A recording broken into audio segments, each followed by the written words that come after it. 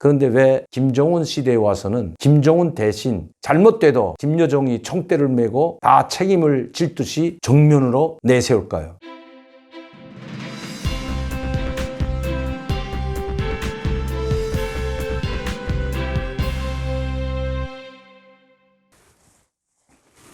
안녕하십니까 여러분. 강명도TV 자유조선을 시작하겠습니다. 오늘은 6월 15일 월요일입니다. 문재인 대통령은 지금 막말을 쏟아내고 있는 북한 제2인자 김여정의 담화문에 이어 오늘 6.15 공동선언 20주년을 맞이하여 모두 발언 형식으로 담화를 발표했습니다. 시종일관 북한 김여정과 김정은이를 달래고 남북관계 합의를 절대 깨서는 안 된다는 이야기였습니다. 물론 그 심정은 이해가 갑니다. 또 남북관계는 깨져서는 안 됩니다. 그런데 문재인 대통령이 이야기했던 한 말이 생각납니다. 2018년 4월 27일 우리 측 판문점에서 바로 김정은이 처음으로 우리 한국땅을 밟고 문재인 대통령을 만났습니다. 그리고 두 사람은 정말 감격에 겨워하며 서로 부둥켜 안고 심지어 문재인 대통령이 한 발자국 북한 땅도 밟고 오면서 정말 남북관계가 좋아지는 듯 했습니다.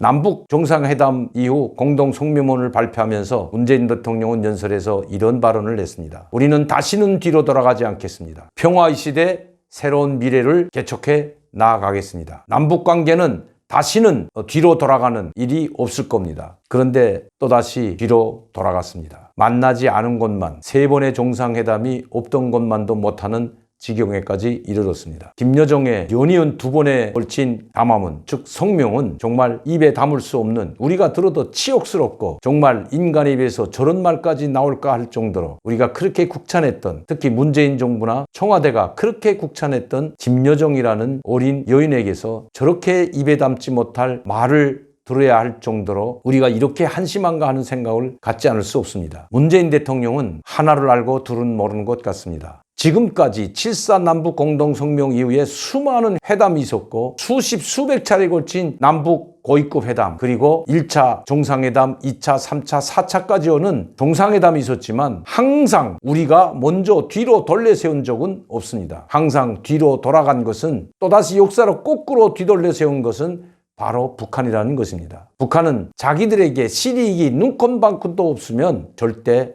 응하지 않습니다. 특히 핵무기는 그들의 전망과 생존과 관련되어 있는 거기 때문에, 특히 그들이 그렇게 자랑스러워하고 자기의 심장이라고 하는 최고 지도자 김정은의 목숨과도 같은 것이기 때문에 절대로 결코 내려놓지 않는다는 것, 이것을 몰랐던 것입니다. 오늘도 문재인 대통령의 담화문에는 북한의 핵은 빠져 있습니다. 이런 식으로 가게 되면 남북관계는 올바른 길을 찾을 수가 없다는 것입니다. 아무리 우리가 그들을 우호적으로 대하고 믿음과 신뢰를 가지고 대한다고 해도 그들은 우리 정부나 청와대에서 핵을 포기하라고 한다면 바로 그들은 또다시 뒤로 돌아가기 때문입니다. 그런데 지금 북한이 이상한 것이 하나 생겼습니다. 그전에 김일성도 김정일이 있을 때에도 이런 일은 없었습니다. 김일성 시대에는 제2인자 김용주가 있었지만 이렇게 앞에서 설치도 내면서 김용주라는 조선노동당 조직비서 이름으로 모든 지시가 내려가거나 성명을 발표하거나 또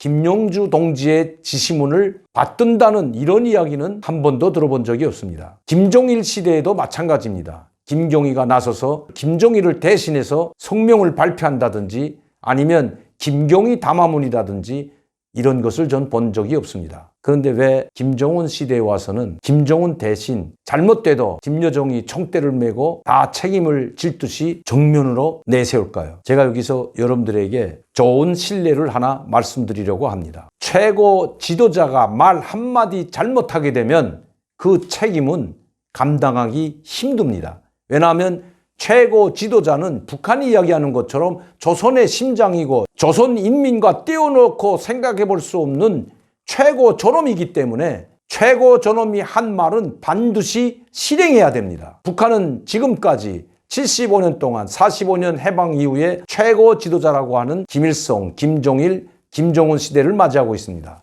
김일성 교시나 김정일 말씀도 매한 가지였습니다. 북한 사람들은 김일성 이야기를 곧 교시로 받들었고 무조건 집행해야 되는 교시라는 것입니다. 교시로 받들었고 또 김종일도 그가 한 말은 모두 말씀으로 받들고 무조건 집행해야 된다는 것을 철칙으로 알아왔습니다. 이것을 오게 되면 바로 반당 반혁명 종파분자 그리고 정치몹으로 몰릴 수가 있습니다. 김종일이 말을 번복하거나 자기가 뱉은 말을 다시 뒤집거나 저는 이런 걸 보지 못했습니다. 특히 대남 사업 분야나 대외 정책에 한해서는 더욱 그랬습니다. 그런데 김정은 시대에 와서 지금 무엇인가 석연치 않은 일들이 벌어지고 있습니다. 또 뭐인가 이상하게 돌아가고 있다는 느낌을 지울 수가 없는 것입니다. 여러분들도 기억하시겠지만 제가 자주 여러분들께 말씀드리는 일입니다. 바로 2015년 8월 달에 있었던 목함지뢰 사건 이후 우리가 할 수 있는 건 아무것도 없기 때문에 바로 대북 방송을 틀어놓았습니다. 전 전선에 걸쳐 대북 방송을 틀어놓자 김정은은 최고 사령부에서 회의하는 모습을 보여주면서 최고 사령관 명령을 하달하게 됩니다. 또 48시간 내에 이 대북 방송을 끄지 않으면 총 공격하라는 명령까지 내렸다고 보도를 합니다. 다시 말씀드리면 우리 한국 정부가 이 대북 방송을 즉시 끄지 않으면 거기에 대한 공격 명령을 내렸던 것입니다. 포사격으로 원점 타격을 하고 모두 파괴하겠다는 명령을 내렸던 것입니다. 이것이 전면전이 일어날 수 있다는 걸 각오하면서 전면전을 불사하겠다는 말까지 했습니다. 그런데 결과는 그 정반대로 됐습니다. 48시간 이후부터 시계는 돌아가는데 바늘은 48시간을 향해서 째깍째깍 돌아가고 있는데 우리 한국 정부는 혼란은 고사하고 남남 갈등은 고사하고 오히려 하나와 같이 여당과 야당이 똘똘 뭉쳐서 북한의 협박을 물리치고 단호한 입장을 취했습니다. 저는 그때 국회에서 성명을 발표하는 것도 들었습니다. 북한이 협박을 하지 말고 당장 공격명령을 취하라는 그런 성명서도 발표한 것으로 알고 있습니다. 이렇게 되자 바빠난 것은 바로 김정은이었습니다. 최고 지도자로서 최고 존엄으로서 신과 같은 존재가 명령을 내렸는데 한국 정부는 여기에 굴복하고 방송을 끄는 것이 아니라 한번 해보려면 해보자 하고 오히려 전투력을 강화하고 모든 전군에 비상경계령을 내리고 북한이 도발 움직이 있으면 원점 타격을 먼저 공격하라는 명령까지 내렸던 것 여러분들 기억하실 겁니다. 박근혜 전 대통령은 오바마 대통령에 직접 전화를 걸어서 전략자산이라고 하는 항공모함과 핵잠수함 그리고 B2 스텔스 전폭기와 같은 이런 전략자산들을 모두 한반도에 집중시켰던 것입니다. 결과 황병서와 김양곤이 내려와서 무릎 꿇고 김관진 안보실장에게 사죄를 구하고 그리고 유감 표명을 하고 4가지 약속을 하고 돌아갔습니다. 그 중에 하나가 바로 이산가족 상봉이었습니다. 이산가족 상봉까지도 당신들이 하자고 하는 대로 다 해주겠다. 1차, 2차 계속해서 해나가겠다. 그리고 그 다음에 2016년 2월 금강산에서 이산가족 상봉이 재개됐던 것입니다. 제가 이런 말씀을 드리는 것은 왜 지금은 김정은이가 직접 나서서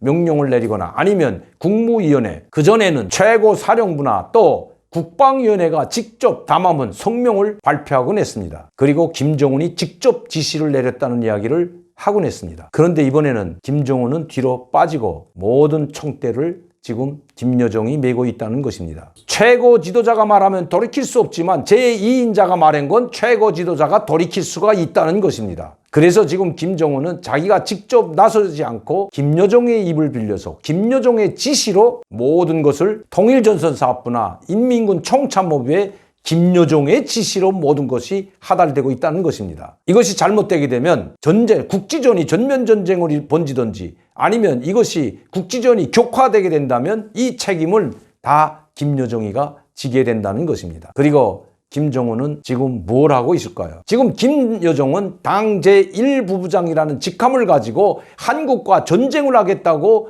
결사항전하고 있는데 최고 지도자는 얼마 전부터 참지연을 꾸린 일꾼들에게 감사장을 보내고 오늘은 노동신문 1면에 조선혁명박물관을 새롭게 단장한 일꾼들과 그 공로를 치하해서 근로자들에게 감사문을 보내셨다. 이것이 노동신문 1면에 나온 겁니다. 여러분 이상하지 않습니까? 어제 바로 김여정이 입에 거품을 물고 우리 청와대를 맹렬히 공격하고 이제는 남조선 것들이라고 합니다. 이거 엄청난 비하 발언이고 입에 담지 못할 말입니다. 남조선 것들과는 이제 결별할 때가 됐다. 이제는 말로만 하지 않겠다. 이렇게 너절싸하게 말로만 담화문을 통해서 말로 전달하는 것도 이제는 지겹다고 했습니다. 그리고 다음 수순 궁금해할 것 같아서 너희들에게 다음 행동에 대해서 알려주겠다. 다음 행동은 우리 인민군 총참모부에서 주도하게 될 것이다. 아니 공격하든지 국지전을 하든지 하면 되는데 뭐 공격 날짜니 이제부터 인민군대가 나서서 공격할 것이라느니 이런 협박을 왜 김여정이 그것도 열흘도 안 돼서 2번의 성명을 발표할까요? 김정은은 북한 일반 근로자들과 인민생활과 여기에 지금 돌아다니면서 웃고 있습니다. 김여정이 목대에 피를 세우고 탈북민들 쓸어버리고 탈북민들이 삐라를 뿌리게 방치한 남조선 것들도 함께 오물통에 쓸어버리겠다는 이런 엄청난 발언을 하고 있을 때 말입니다. 그러면서 한국 정부와 청와대에 배짱이 있는 것들이라면 2년 넘도록 이렇게 아무것도 하지 않고 있다가 이제 와서 설레발을 치지 않을 것이라고 했습니다. 배짱이 있다면 미국과 결별하고 벌써 북한과 자기들과 손잡고 개성공단, 금강산 관광 그리고 남북한의 교류와 협력이 활발하게 이루어졌겠지만 그런 배짱 넘는 것들이 지금에 와서 설레발을 친다는 입에 담지 못할 말도 쏟아냈습니다. 그리고 얼마나 악에 바쳤는지 자기 입에서 어떤 말이 나오는지도 모르는 것 같습니다. 3월 3일 우리 청와대와 문재인 대통령을 겨냥해서 한 암화문, 즉 성명을 발표했던 내용 잠시 보시죠. 거기에는 이런 말들이 있습니다. 강도적, 바보, 존웅아, 3살 난 아이와 같은 행동을 한다고 합니다. 또한 곤목은 개가 더 연한하게 짖는 법이다. 딱 누구처럼 이런 말도 서슴지 않았습니다. 우리 청와대와 정부와 문재인 대통령을 향해서 바보, 강도, 존웅아, 곤목은 개 이런 말을 쏟아냈습니다. 그런데 그 다음 날인 3월 4일 날 김정은은 마치도 아무 일도 없었던 것처럼 코로나19 사태와 관련해서 귀중한 남조선 인민들의 생명이 지켜지기를 바란다는 친서를 보내왔고 문재인 대통령의 건강도 바란다는 친서문을 보내왔던 것 여러분들 기억할 겁니다. 김정은은 최고 지도자, 최고 존엄, 조선의 심장으로 뒤에 숨고 갸냘픈 김여정이 앞에서 김정은을 대신하고 있다는 것입니다. 언제든지 일이 커지고 한반도에 그야말로 돌이킬 수 없는 경랑 속으로 빠져들게 된다면 그리고 북한 정권이 위험하게 된다면 이 모든 책임은 김여정이 지고 지옥으로 떨어지는 것이 아니라 잠시 뒤로 물러나서 있을 것으로 예측할 수 있다는 것입니다. 그래야만이 최고 존엄을 지킬 수가 있기 때문입니다. 다시 말씀드리면 김여정은 자기 오빠이면서도 북한의 최고 존엄이고 북한 이야기하듯이 조선의 심장인 이 김정은을 지키기 위해서 모든 총대를 메고 김정은이가 할 역할을 대신하고 있다는 것입니다. 그래서 더 위험하다는 것입니다. 그래서 한반도가 더 위험하고 경랑 속으로 빠져들 수 있다는 것입니다. 우리는 절대로 김여정의 말을 간과하지 말고 우리 청와대나 국방부는 국가 안보와 국민의 생명과 안전을 위해서 모든 노력을 다할 뿐만 아니라 철저히 대비해야 됩니다. 제가 항상 문재인 대통령과 그리고 국방부에 이런 제안을 했습니다. 빨리 일이 벌어지기 전에 미국 트럼프 대통령에게 전략자산을 요청해야 된다고 말입니다. 전략자산을 요청해서 우리 한반도 주변에 미국의 전략자산이 들어올 때야만이 김정은이나 김여정이 함부로 군사적 도발을 하지 못하기 때문입니다. 그러나 군사적 도발을 한 이후에 전략자산을 동원한들 또 이미 다 끝난 상황에서 항공모함이 들어온들 그때는 소용이 없다는 것입니다. 오늘도 강명도TV 자유조선을 시청해 주신 여러분들께 진심으로 감사를 드립니다. 항상 저를 후원해 주시고 격려해 주시고 사랑해 주시는 팬 여러분들께도 진심으로 감사를 드립니다. 지켜봐 주십시오. 제가 한번 해내겠습니다. 감사합니다.